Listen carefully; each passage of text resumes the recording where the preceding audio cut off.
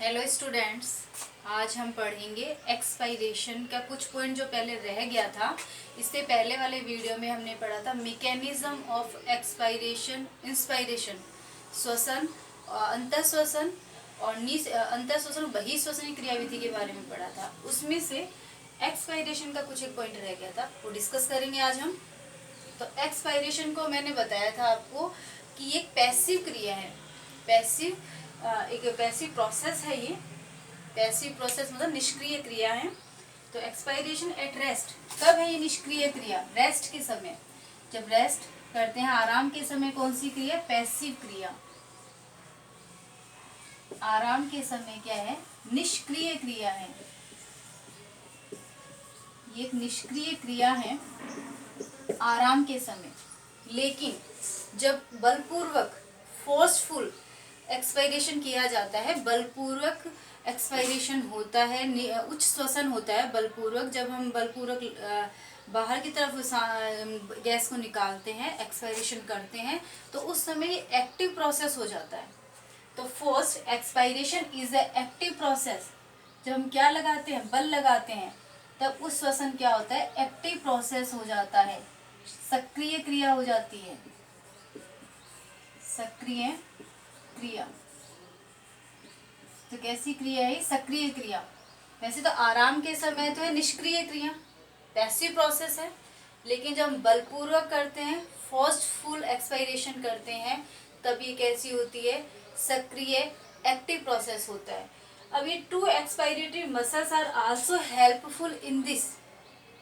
तो श्वसन की जो मसल्स हैं, मांसपेशियां हैं, दो तरह की मांसपेशियां होती हैं जो इसमें सहायता करती हैं इसकी। टू एक्सपायरेटरी मसल्स, दो श्वसन मांसपेशियां होती हैं जो बलपूर्वक बाहर निकालने के लिए गैस को मदद करती हैं। पहली होती है एब्डोमिनल मसल्स, उदरीय गुहा। फर्स्ट है इसमें एब्डोमिनल मसल्स, जिसको कहते हैं उदरीय गुहा। उदरीय गुहा की मांसपेशियां, जो पेशियां होती हैं, किसकी होती है? उदरीय गुहा की। ये उदरीय गुहा कहाँ होती है? थोरेसिक कैविटी, जो वक्षीय गुहा है ऊपर की तरफ, जहाँ लंग्स प्रेजेंट हैं, फेफड़े उपस्थित हैं, उसके नीचे वाले पोर्शन में, उदर में, जो उदर होता है, उसी में उसी को हम क्या कहते हैं? उदरीय गुहा कहते हैं।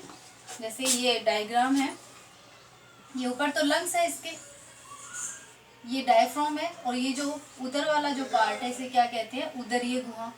ये उदरीय गुहा कहलाती है। तो उदरीय गुहा, एब्डोमिनल मसल्स जो होती हैं, वो क्या करती हैं? हेल्प करती हैं। तो पहली है एब्डोमिनल मसल्स। एब्डोमिनल मसल्स में, उदरीय गुहा में कॉन्ट्रैक्ट होता है। एब्डोमिनल मसल्स जो होती हैं कॉन्ट्रैक्ट करती हैं, संकुचन होता है उनमें। जब उनमें संकुचन होता है तो डायफ्राम क्या होता है? ऊपर की तरफ उठ जाता है। डायफ्राम ऊपर की तरफ उठेगा, उदर में कॉन्ट्रैक्ट होगा, तो डायफ्राम क्या हो जाएगा? ऊपर की तरफ मूव करेगा। एब्डोमिनल मसल्स में कॉन्ट्रैक्ट से, संकुचन से, एब्डोमिनल ऑर्गन जो हैं वो क्या होते हैं? एब्डोमिनल कॉन्ट्रैक्ट से एब्डोमिनल ऑर्गन क्या होते हैं? कॉन्ट्रैक्ट हो जाता है, एब्डोमिनल ऑर्गन में संकुचन हो जाता है, इससे डायफ्राम की तरफ मूव करते हैं। ये एब्डोमिनल ऑर्गन जो है, उदरीय जो अंग है, उदरीय अंग, उदरीय अंग, ये उदरीय अंग कहाँ जाएंगे? डायफ्राम की तरफ, ऊपर की तरफ डायफ्राम को धक्का देंगे, संकुचन होगा, डायफ्राम क्या होगा? और भी गुंबदाकार हो जाएगा, डोम शेप हो जाएगा, और भी ज्यादा डोम शेप क्या हो जाएगा? गुंबदाकार हो जाएगा, गुंबदाकार हो जाएगा। तो डायफ्राम ऊपर की तरफ उठ गया। जब डायफ्राम ऊपर की तरफ उठ गया तो थोरेसिक कैविटी, वक्षीय गुहा का आयतन कम हो जाता है। तो क्या होगा? एब्डोमिनल मसल्स, उदरीय गुहा की मांसपेशियों में कॉन्ट्रैक्ट से, संकुचन से, एब्डोमिनल ऑर्गन, उदरीय अंग क्या हो जाते हैं? डायफ्राम की तरफ मूव करते हैं। उदरीय अंग जो है डायफ्राम की तरफ गति करेंगे, जिससे क्या होगा? डायफ्राम और भी ज्यादा डोम शेप हो जाएगा, क्या हो जाएगा? गुंबदाकार, और भी ऊंचा हो जाएगा। जब ये और भी ऊंचा हो गया, डोम शेप हो गया, तो थोरेसिक कैविटी, वक्षीय गुहा का आयतन क्या हो जाता है? और भी कम हो जाता है। वॉल्यूम ऑफ थोरेसिक कैविटी क्या हो जाता है? कम हो जाता है, डिक्रीज हो जाता है।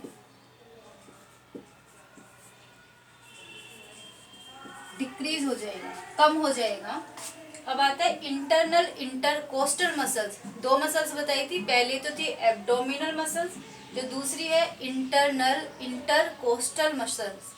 ये भी काम करती हैं इसमें। इसको हिंदी में कहते हैं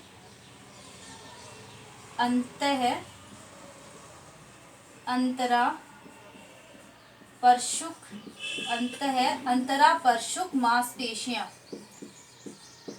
अंतरा परशुक मांसपेशियां, शॉर्ट में कहते हैं इनको IICM, इंटरनल इंटरकोस्टल मसल्स। इनमें भी कॉन्ट्रैक्ट होगा। जब इंटरनल इंटरकोस्टल मसल्स में कॉन्ट्रैक्ट होगा, संकुचन होगा, तो ये रिब्स पसलियां,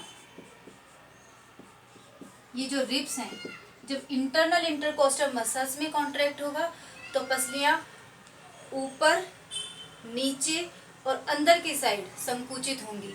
अपवर्ड, बैकवर्ड और इनवर्ड, ऊपर, नीचे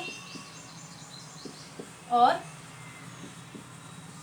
अंदर की तरफ क्या होंगी, मूव करेंगी, गति करेंगी। पसलियों में ऊपर, नीचे और अंदर की तरफ क्या होगा, कॉन्ट्रैक्ट होगा, संकुचन होगा। जब पसलियां ऊपर, नीचे और अंदर की तरफ कॉन्ट्रैक्ट करेंगी तो क्या होगा, इनमें भी क्या होगा, वॉल्यूम कम हो जाएगा। मूवमेंट करेंगे तो थोरेसिक कैविटी का वॉल्यूम कम हो जाएगा। थोरेसिक कैविटी वक्षीय गुहा, तो वक्षीय गुहा का आयतन, वॉल्यूम क्या हो जाएगा, कम हो जाएगा, डिक्रीज हो जाएगा, वक्षीय गुहा का आयतन भी कम हो जाएगा। तो इसलिए दोनों एक्सपायरेटरी मसल्स में एक साथ, दोनों श्वसनीय जो मांसपेशियां हैं उनमें एक साथ कॉन्ट्रैक्ट होगा। जब एक साथ कॉन्ट्रैक्ट होगा तो वॉल्यूम क्या हो जाएगा, आयतन और भी ज्यादा कम हो जाएगा। जो आयतन कम हो जाएगा तो प्रेशर क्या होगा, ज्यादा हो जाएगा। तो प्रेशर हो जाएगा इंक्रीज, प्रेशर क्या हो जाएगा, इंक्रीज, ज्यादा हो जाएगा। तो कॉन्टिमिनेटेड एयर विल एग्जिट, जो दूषित वायु है वो बाहर निकल जाएगी। दूषित वायु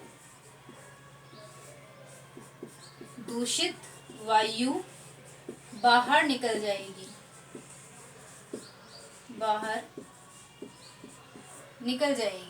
दूषित वायु बाहर निकल जाएगी। एक बार फिर से रिपीट करते हैं। उच्च श्वसन, एक्सपायरेशन जो है वो नॉर्मली जब हम पढ़ते हैं सामान्य आराम के समय, रेस्ट के समय क्या होता है, एक पैसिव क्रिया है ये। पैसिव कैसी होती है, पैसिव निष्क्रिय क्रिया। लेकिन बलपूर्वक, जब हम बलपूर्वक इस सांस को बाहर छोड़ते हैं तो ये कैसी होती है, एक्टिव क्रिया होती है। जैसे हम छींकते हैं, खांसते हैं, या हम कोई हार्ड वर्क करते हैं। जब हार्ड वर्क करते हैं तो हम जल्दी जल्दी सांस लेते हैं, जल्दी सांस छोड़ते हैं, तो उस टाइम ये कैसी क्रिया जाती है, एक्टिव प्रोसेस हो जाता है। तो ये एक्टिव प्रोसेस होता कैसे, कौन सी मसल्स हेल्पफुल होती है, इसमें 2 टाइप रेस्पिरेटरी मसल्स काम करती हैं। 2 तरह की श्वसन पेशियां काम करती हैं। पहली है एब्डोमिनल मसल्स, उदरीय गुहा की पेशियां, और दूसरी है इंटरनल इंटरकोस्टल मसल्स, अंतराप्रसुप पेशियां। फर्स्ट है एब्डोमिनल मसल्स जो उदरीय गुहा की जो मसल्स होती हैं, ये क्या करती हैं, जैसे इनमें कॉन्ट्रैक्ट होता है, संकुचन होता है, तो एब्डोमिनल ऑर्गन, उदरीय अंग जो होते हैं संकुचित हो जाते हैं। ये ऊपर की तरफ डायफ्राम को उठा देते हैं। जब ये ऊपर की तरफ उठता है तो डायफ्राम क्या हो जाता है, और भी गुंबदाकार हो जाता है। जब गुंबदाकार हो जाएगा तो थोरेसिक कैविटी का, वक्षीय गुहा का आयतन क्या हो जाता है, कम हो जाता है। दूसरा आता है इंटरकोस्टल मसल्स, अंतराप्रसुप जो पेशियां हैं उनमें भी क्या होगा, कॉन्ट्रैक्ट होगा। उनमें जब कॉन्ट्रैक्ट होगा तो रिब्स जो पसलियां हैं वो ऊपर, नीचे और अंदर की तरफ आएंगी, तो क्या होगा, थोरेसिक कैविटी का वॉल्यूम फिर से कम हो जाएगा। इन दोनों से जब साथ में इन दोनों क्रिया होती है तो वक्षीय गुहा का आयतन और भी ज्यादा कम हो जाता है। इनके कम होने से अंदर जो दूषित वायु है वो बाहर निकल जाती है। इस तरह से उच्च श्वसन बलपूर्वक जब हम काम करते हैं तो एक एक्टिव प्रोसेस होता है, सक्रिय क्रिया होती है। अब हम बात करेंगे परसेंटेज ऑफ गैसेस, कि गैस का कितना परसेंटेज होता है। बाहर निकालते कितनी है, अंदर कितनी लेते हैं हम, इंस्पायरेशन के टाइम कितना है, एक्सपायरेशन के समय कितना है। नॉर्मली जब हमसे कोई पूछता है कि हम सांस में क्या लेते हैं, हम कहते हैं हम सांस लेते हैं तो ऑक्सीजन लेते हैं, बाहर कार्बन डाइऑक्साइड निकालते हैं, बट ऐसा नहीं होता है। इसमें क्या होता है, कार्बन डाइऑक्साइड ऑक्सीजन दोनों की परसेंटेज होती है। तो इंस्पायरेशन निःश्वसन, निःश्वसन, जो निःश्वसन है, निःश्वसन के समय जो अंदर लेते हैं, अंदर लेते टाइम जो ऑक्सीजन है, ऑक्सीजन होती है 21%, 21% ऑक्सीजन को हम अंदर लेते हैं। और कार्बन डाइऑक्साइड है 0.03%, कार्बन डाइऑक्साइड होती है 0.03% अंदर लेते हैं। एक्सपायरेशन, बहिःश्वसन, एक्सपायरेशन को हम बोलते हैं बहिःश्वसन या उच्च श्वसन। उच्च श्वसन में हम कितनी निकालते हैं, ऑक्सीजन निकालते हैं 15.7% बाहर निकालते हैं, और कार्बन डाइऑक्साइड निकालते हैं 4%, 4% हम कार्बन डाइऑक्साइड बाहर निकालते हैं।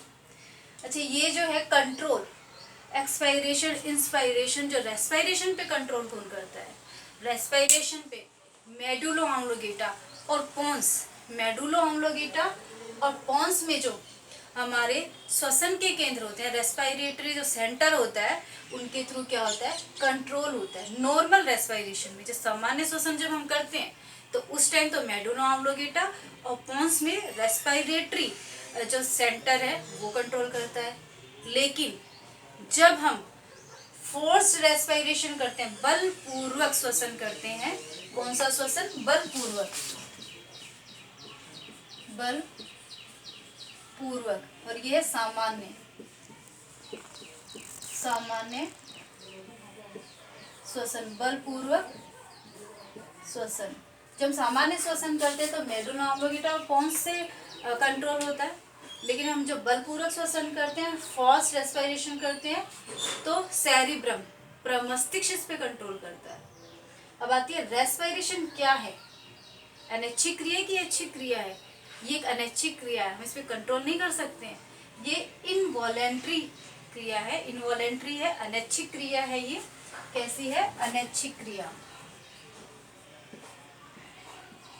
अनैच्छिक क्रिया है ये।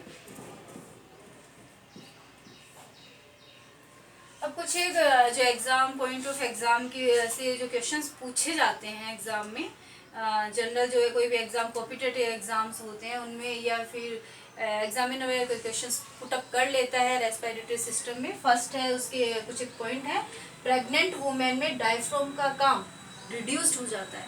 क्या हो जाता है, कम हो जाता है। क्यों हो जाता है, प्रेग्नेंट लेडी में जो एब्डोमिनल कैविटी होती है वो ऑलरेडी क्या हो जाती है, फुल हो जाती है, तो डायफ्राम को ऊपर की तरफ होता है। प्रेग्नेंट लेडी होती है, डायफ्राम ऑलरेडी उसका ऊंचा होता है, ऊपर की तरफ हो जाता है। तो एब्डोमिनल जो प्रेग्नेंट वुमेन में डायफ्राम का काम क्या हो जाता है, रिड्यूस हो जाता है, कम हो जाता है। जब हम छींकते हैं, खांसते हैं, कफ और स्निज के टाइम फोर्स एक्सपायरेशन होता है।